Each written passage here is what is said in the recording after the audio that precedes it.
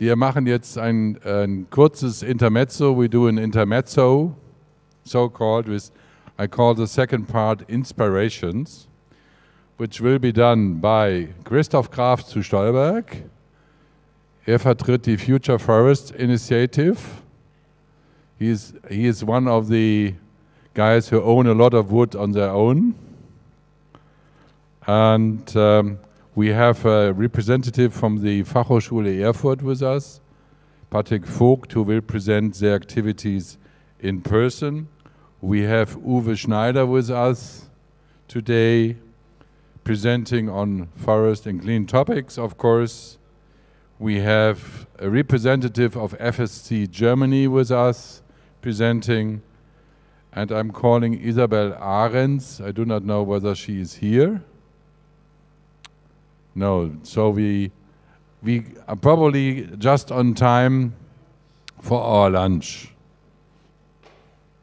So, yeah, welcome back. Happy to introduce Christoph Graf zu Stolberg. Christoph, you are one of the prominent private forest owners in Germany, located in Thuringia. And you're one of the initiators of the Future Forest Initiative. I wanted originally to join you on Schloss Blankenburg last year. I hope you are doing the forum this year again. Might you give an indication on your forum you're planning this year for our audience as well? So, welcome on stage, Christoph. Well, thank you very much, Ulf Leonard. Thank you very much for the invitation and to have the opportunity to present the Future Forest Initiative. So last year we initiated, wait, because I have to see, yes. Last year we initiated a new platform in Germany for to foster innovation in the field of the forest and climate. Our objective is to foster. Our objective is basically to find new ways to better digitalize the forest, to find technical solutions, also against climate change, to find new business models for the forest owners, to make the forest more climate resilient, and to strengthen the ecosystem services. We put our headquarters in the Blankenburg Castle. It's in the north of the Harz region. The Harz region has been tremendously impacted by the effects of climate change in the last 4 years, and thousands of hectares have to be replanted. And there we hope to bring new solutions. As you can see, we are currently developing a think tank, a place for co-working and labs. It will become the hotspot for the European ecosystem, for sustainable innovation, for the forest and for the climate. We are being supported by various organizations in the region, but also at a national level, especially the Rentenbank, which is a bank that develops the rural areas, and the DBU, which is a foundation that helps basically protect the environment. So if any other organization is interested in supporting our activities, we are more than welcome to talk with them. One of our pillars is the development of a first startup accelerator in Germany for the forest. What we are offering is to connect with the startup with the field, but also with our wide network to help them grow by giving them advice and by giving them all kinds of help to develop their technologies, and last but not least, to put them in touch with financing sources. Last year already, we organized the first Startup Accelerator program, the Innovation Sprint, and this year we are organizing it again. So last year, about 40 startups applied, of which we selected 9. And this year, the applications will be open as of the end of February, and the program will start at the beginning of May until September, where our large Future Forest Forum takes place. So this will help. So we are giving a variety of programs to help out the startups by basically developing. So we are offering a boot camp. We are offering a pitch. We are offering the possibility to present themselves at the demo day of the forum. We will give them some coaching and some mentoring together with our partners. We are following a few projects parallel to the accelerator program. We call them pilot projects. So in all kinds of technologies. Actually, it's quite difficult to speak here because I continuously hear other voices. So I don't know yeah, that's much better. Thank you very much. So we are exactly. So we are basically helping out a few projects developing. So some are linked with technologies like Breeze Technologies, which offers a forest fire detection system with sensors. And so we set up these sensors in the forest around Blankenburg, and also help developing them to develop the technology. Exactly, and we are looking forward to start other projects soon. So the idea is to put these projects as fast as possible on the field and offer these solutions to partners dealing with forestry. Our largest event is the Future Forest Forum. The next one will take place on the 8th and 9th of September. We are expecting 400 people to attend from various directions. So some of them are investors, others are forest owners, obviously startups, scientists, and so on. And with this mix, we hope to once again to offer a very dynamic environment to create new projects and to set up new startups. So on the right side of the screen, you will see the investors dinner. This is what we offer all the startups participating to our accelerator program on the evening before the start of the forum. There, the startups get the opportunity to meet with people from the financial world.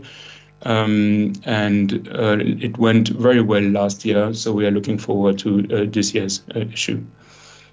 So this was in a nutshell what we organize at the Future Forest Initiative. We would be very much looking forward to meet you at our next forum in September in Blankenburg. If you have any questions regarding the startups, please contact Björn Kaminski. Unfortunately, he wasn't able to make it today. And if you have any other questions, please, I would be more than happy to answer them. Thank you very much and have a nice day. Bye. Okay, Christoph, thank you very much. And Weidmann Zeil. Okay, this was Christoph zu Stolberg. I may highly recommend you go there. It's a nice forum, and you meet, in particular, huge private forest owners, which are potentially clients of yours as well, and you might cooperate because evidently those who own a couple of thousand hectares of wood might have the money to invest in your startup as well. So you don't need to be a hunter, by the way, but it's always good having another base to exchange, because all the guys in the wood-related businesses, except Henrik, they're all hunters. So if you can chat about deer and Waldbau hunting in between, it opens the mind for you. That's the tip. Okay, Patrick, You're representing the Fachhochschule Erfurt, replacing Professor Winterhalsen, who originally was scheduled for today. Your stage. Yes, hello, my name is Patrick. Thank you, Ulf, for the invitation and for the possibility to present our alliance and our University of Applied Sciences. Unfortunately, Professor Winterhalsen is in Brussels on behalf of forest policy making, so I have the opportunity to represent our ideas. So I am representing the Alliance Holz 21 Regio. And let me just introduce you where we come from and what is our problem and what we are trying to solve. Next slide. So basically, we come from the federal state of Thuringia, which is pretty much in the middle of Germany, and it's often referred to as the green heart of Germany, just because it has a lot of forests and yes. Also, not a lot of forest, but it's also challenged with a lot of problems. Thuringia is faced with population loss and overaging, and also with structural weaknesses. And therefore, as a university, we thought about what we could do to improve this and to bring up some structural development again. And since we are from the chair of forestry and forest sciences, our idea or our approach is to try to develop structural or to enable structural development based on innovative wood use. Since Thuringia has a lot of forest, we have a lot of wood as a product, and our goal is to deepen our value chains again. In Thuringia, a lot of the wood we actually harvest gets exported or just produced into boards, and the boards then also get exported. So on this behalf, our value chain is not very much developed, and this is actually an opportunity for Thuringia. So therefore, we have formed our Holz 21 Regio Alliance, which is a network of scientists, private companies, and also stakeholders from society, mainly out of Thuringia. And our goal is to strengthen the regional economy across all those sectors and also across research and private companies. And what is our strategic approach to develop or for structural development? We have identified the key economic sectors within Thuringia, or 3 key economic sectors which are on their own pretty well developed. For example, in Thuringia we have a very good forestry industry and wood industry, and we have a very good sector of digitalization and sensorics. Just to mention, for example, a company of Carl Zeiss or the universities in Jena and in Ilmenau, who are very high developed within the field of sensor technologies and spectrometers. And we also in Thuringia have a long tradition in special mechanical engineering. So these 3 sectors are actually pretty well developed on their own, but what we found out, they are not connected to each other, and they're not networked with each other. And this is actually where we thought we can achieve some innovation from by linking those sectors. For example, by linking a forester with a sensor technologist to develop, for example, sensors for achieving forest vitality data, for measuring forest vitality data to support forest managers within forest transformation. And to give a framework for research and for innovation, we formulated 3 fields of innovation. Within those 3 fields, we as an alliance have the possibility to give funding. We can fund research within those fields.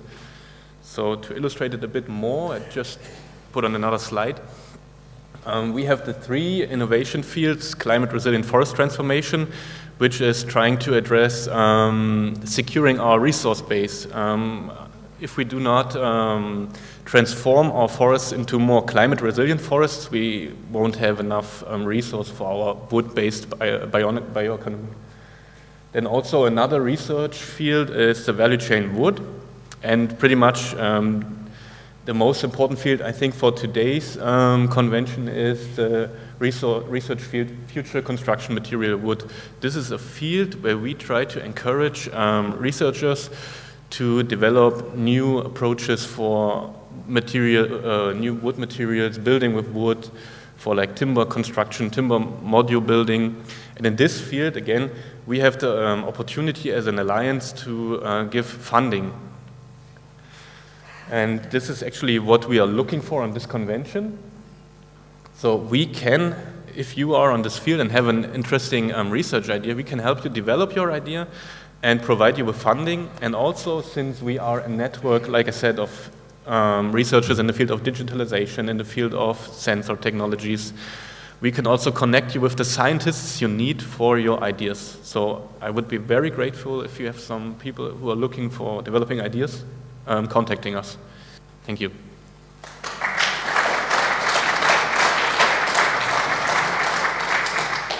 Okay, 1, 2, 3. Okay, thank you, Patrick, for your really informative pitch. Our next speaker is Dr. Uwe Schneider, the same direction, expert in sustainability. Stage is yours. So, yeah, my task now is to tell you something about forests, climate change and forest transformation. And this will start with somehow trying to remember where we came from when talking about forest transformation. It was the time of forest dieback.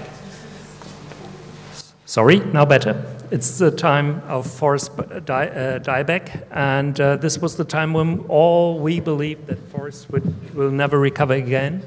And this was a very intensive research time.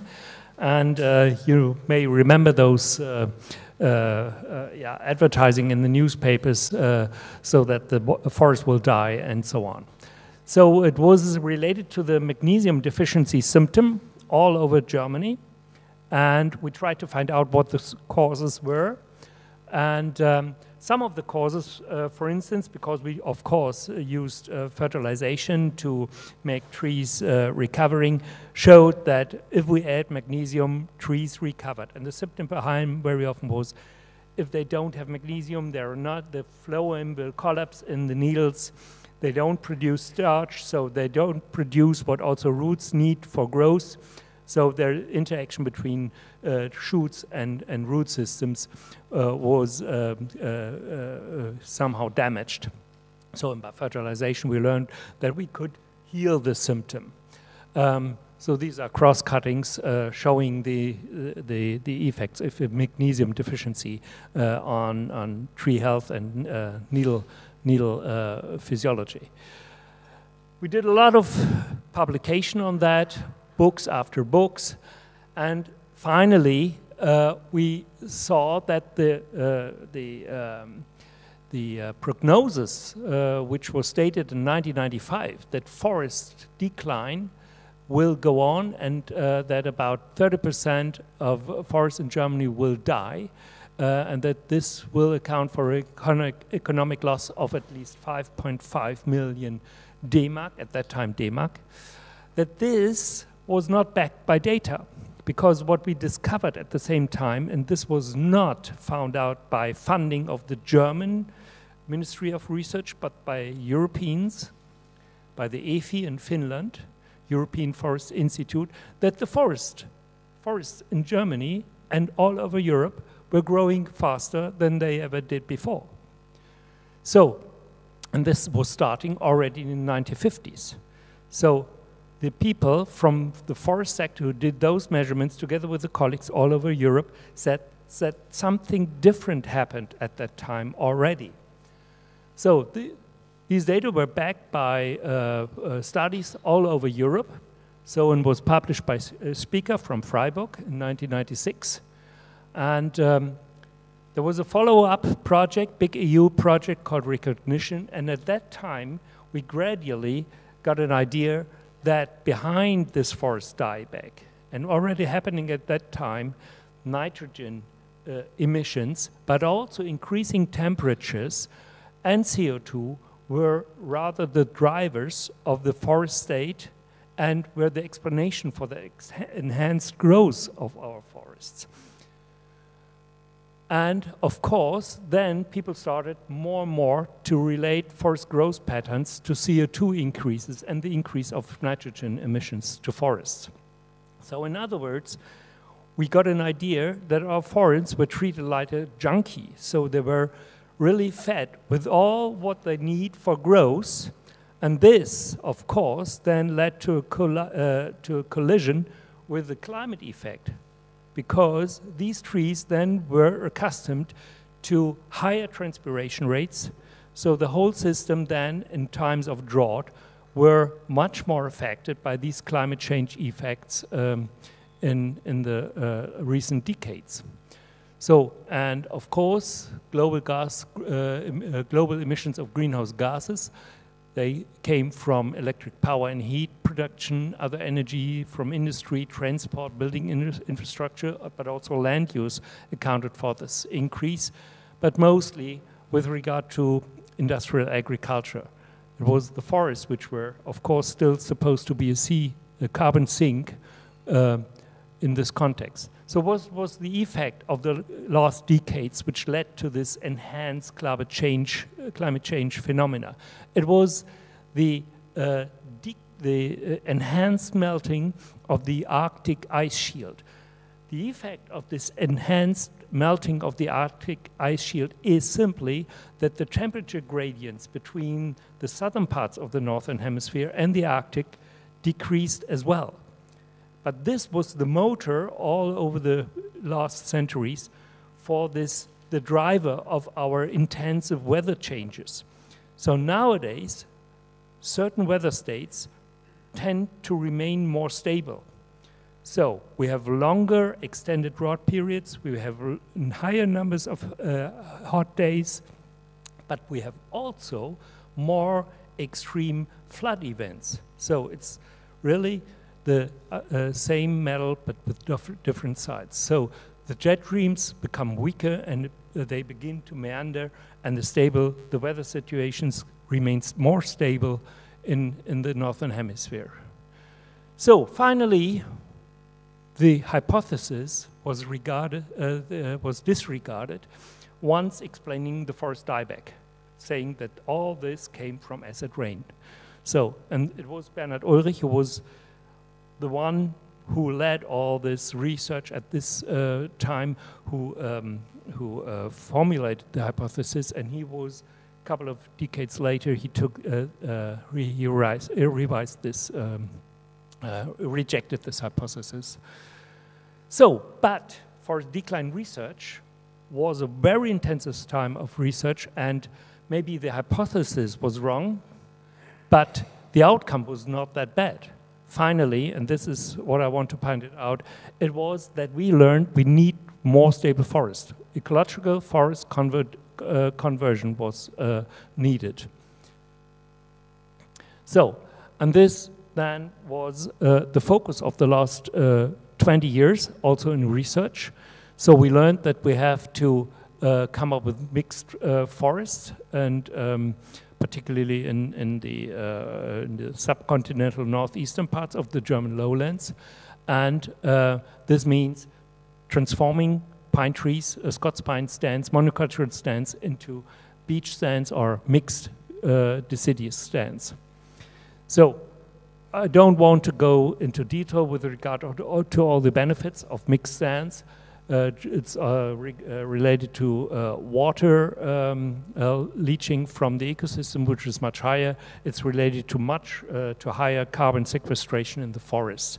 But there are also, of course, approaches where we have, let's say, transitional forms of land use. This would relate to agroforestry systems. I will skip this for time reasons as well here. But just to say this, of course, also agroforestry systems are maybe used for valuable real hardwood production.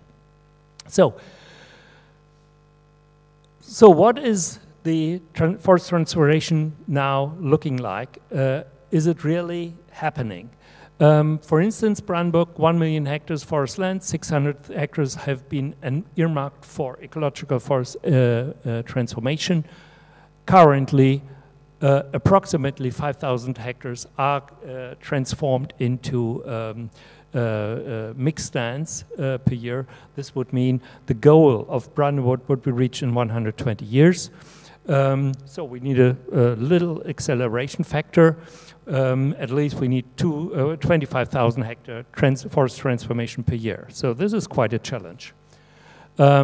So these are the effects of climate change. Currently, for instance, here, some pictures from the Harz Mountains, yeah, and we need to balance this.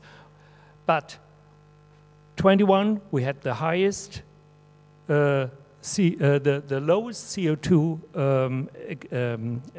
emissions worldwide, 5.6% less CO2 emissions, but at 21 we had the highest CO2 concentrations in the atmosphere, because these feedback mechanisms which resulted from fire and permafrost,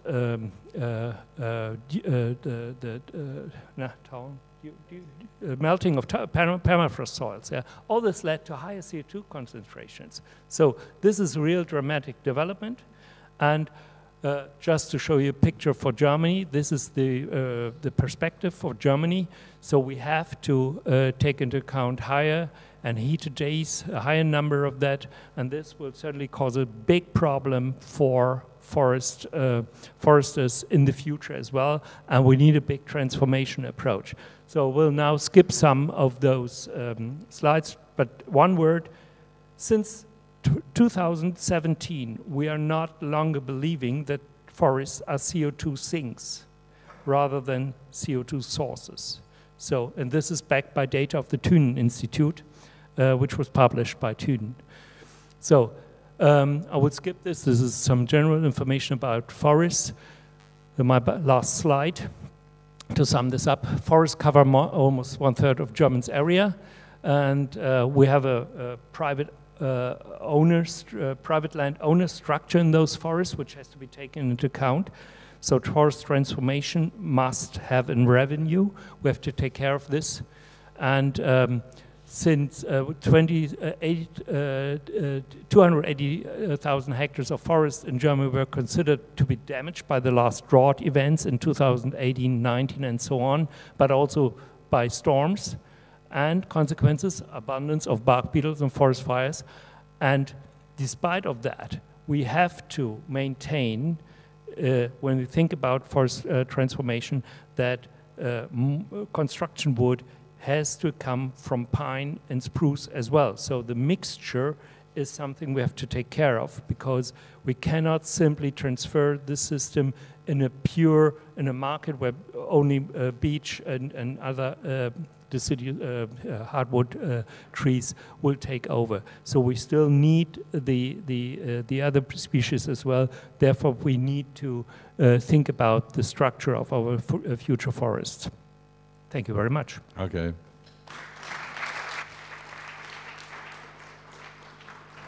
So, Isabel Ahrens, is she available? Okay. You see my screen? Yes. Fantastic. So, hello, Forest and Wood Forum. My name is Isabel Ahrens. I'm the founder of World for Climate, here today to inspire you to interconnect for global collaborative climate action. Why? For sustainable cities and communities. And how do we achieve it? With partnerships for the goals. So download the app, and I will explain you further on how you can test it and the best way interconnect with your solution. So we are in a climate emergency, and only last year there were more than 30 people displaced in the floods in Pakistan, and the year before 180 people were killed in the floods in Germany. Yeah, the world fails currently to adapt to climate change fast enough. And now there's World for Climate. We are the enabler for massive climate action and open information, because we use digital technologies to connect people, companies, and organizations globally for collaborative climate action. Inclusive, impactful, user-centric. So by now, in 2022, we are still a young startup founded in October 2021. And in the last year, we managed to connect already users from 30 countries. And we connect currently individuals, companies, and organizations planned for this year to include scientists and then further on cities and communities, those sustainability managers. Why? Because there's one goal for multiple stakeholders. And in order to achieve faster, more affordable, inclusive, and quality action as well as solutions, it's exactly this collaboration of multi-stakeholders which is needed. So these are some examples here which are related to forest, wood, and trees. This is the topic, we name it at the moment, and how you can then share your solutions and also find others. So you basically ask your individual climate action questions to find solutions, people, products. And you see here to the left collaborations happening from Africa to Germany. And here an example as well from answers about, for example, sustainable and climate adaptable forests for moderate latitudes in Germany. To the right, this is an example of a profile which you can have as well as an individual. For companies, there are even more options. So how to use World for Climate for sustainable forest and wood. And this is really an invitation also for you to join. I just posted today 2 questions here in order for you to interconnect with your peer and also stay connected and share solutions and find it after this event, but also with the global community. So how does it look like? Voilà. You can open a question by clicking on it. You add an answer and explain your solution. Put into the description, for example, your website or your main goals and what you want to achieve with your solution. This is always related to the question, right? In this case, it's about what do you offer. You see here the topics, and you can click from many sites on interests and topics to reach out to trees. Inside, you can further search for wood or forest or fire. And if you like something, you open it and you answer again. The person who's on the other side receives a notification and you can now connect further. Also here you can interconnect, that's what I mean, because it's often like trees, soil, water. What is the best solution for that if we have like this, this global warming? So that's why we interconnect it. It's big data with the multiple stakeholders in order to find the perfect match. That's our goal here, to help everyone who wants to do climate action achieve their goals. So if you are a company offering environmental friendly solutions, you can place your products, solutions, get brand engagement, find partnerships, and make use of open innovation with a verified account. The verified account is important because we have some rules as well in Europe to really show if there is a product placement. You agree to a greenwashing check, and if you have already like for startups, it's often difficult, you send us your sustainability report in order to get verified from us. So open our website, go to company, there's like a form you can fill out, or you send an email to echo@worldforclimate.com with your code here from the event in order to get a 25% discount. So this is not possible alone. Behind it, there are partners, a team, and also investors already and advisors. It's very early stage, and we invite further, if you have network technology, to connect with me in order to make it really a global solution for massive change. So next steps to achieve the goals. Right now we are at the Forest and Wood event. I would really like to invite you to write your answer and connect in order for us as well to test it forward and to achieve really the market fit here. The go-to-market is end of next month. It's not finalized then, we still further develop, right? No question. And then we are going for the pre-seed investment round, where we are looking for in total 470,000 euro for the next 14 months. Whereas now we are only missing out like what is only 300,000 euro. They're looking forward also for business angel impact investors. And then it's about the web version and search engine optimization in order to scale up the solution. Yeah, do we share the same goals? Join the mission, better together. I'm looking forward to get in touch with you. And yeah, together we can achieve much more. So join us on the mission. Thank you. Thanks, Isabel. Thanks. And our last presenter before we are moving to lunch, the German representative of Forest Stewardship Council. Okay, welcome, Johan. Right. Hi, everyone. Thanks for being here. So, as Ulf said, I'm from FSC, the Forest Stewardship Council. My name is Joran Koopmans, and I'm from FSC Germany, actually. FSC is a global organization which has national offices all around the globe.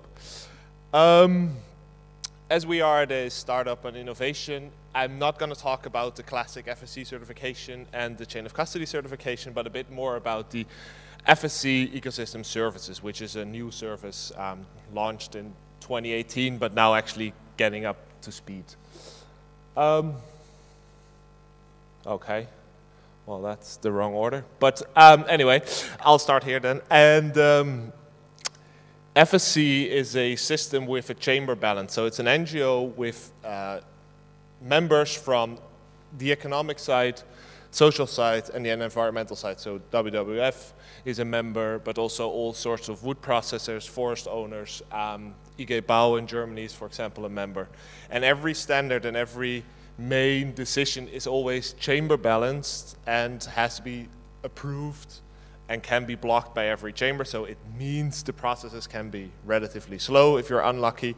But at the end, the products that come out are are kind of connected through the whole society. So that's the big advantage of that. What is then the product that came out in 2018? So in 2013, on the General Assembly, where all members of FSC globally come together, there was decided to look into the FSC ecosystem services. You had a huge climate debate. You all know about the carbon credit. So what should FSC do about this? Can we offer a solution as well? So what has been developed is a system which has 5 ecosystem services identified: biodiversity, carbon sequestration and storage, watershed services, soil conservation, and ecotourism. And with this standard, every forest manager around the globe that has an FSC certification, that's the baseline, can explicitly measure these 5 ecosystem services. It's different than carbon credits, they're untradeable, so it's really you as a forest manager can measure those. And now we're also looking into how to enable companies that use FSC certified products to use it for their reporting, for their footprint. That will be the same system, so you can actually put it back and put it into your sustainability reports as well. So these are the fundamentals of the ecosystem services. As you measure one of these 5 services, then you decide, how does my forest look? Do I want to improve it, or do I want to conserve it? Because as FSC has been around for 25 years, there's many members that already have a forest where you would say, well, there's nothing to enhance, to restore, because it's actually managed very well. So that's the first decision. So how does the area look? And then which ecosystem services do I want to measure? And then you do a baseline assessment, and based on that baseline, you make a prognosis what's going on for the next 5 years. And with that, you can actually quantify what's happening in an area.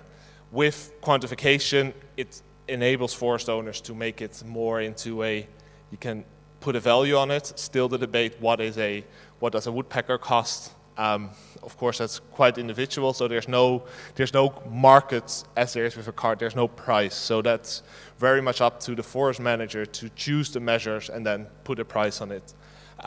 It allows forest managers and companies and investors to partner up and communicate about these projects. So around the world, there are around 50 projects now that have these investments. In Germany, we have 2.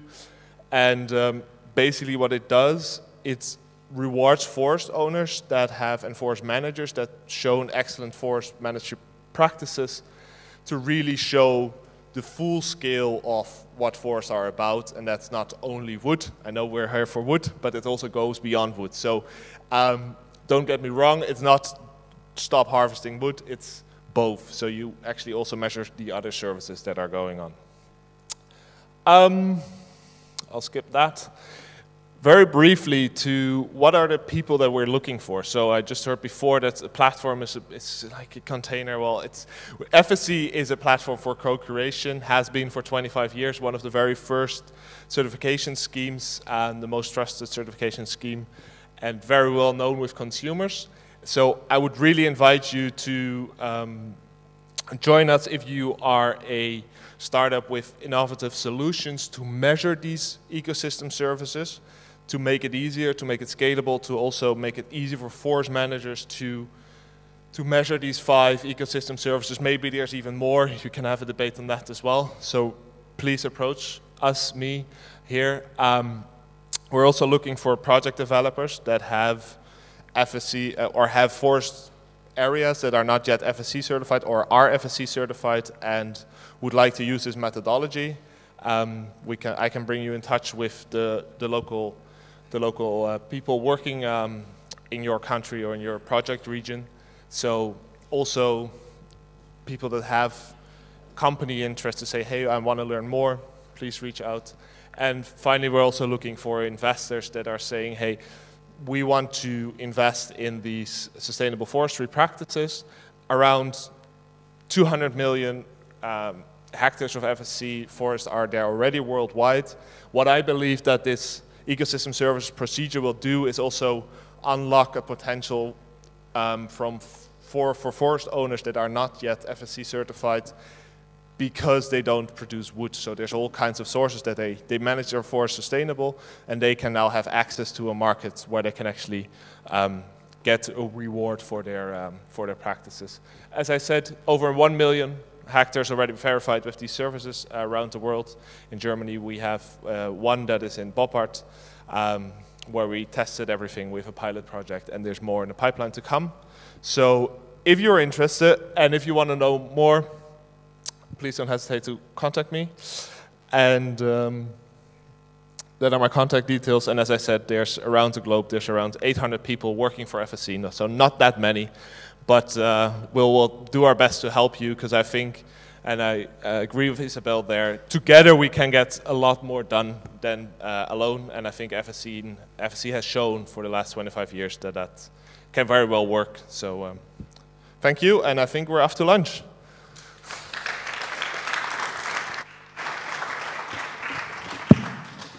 Yeah, all right. Duran, thank you very much. I'm likely to announce our speaker at 2 p.m., 2:00 p.m., representing, hope you're from Mudo, yeah.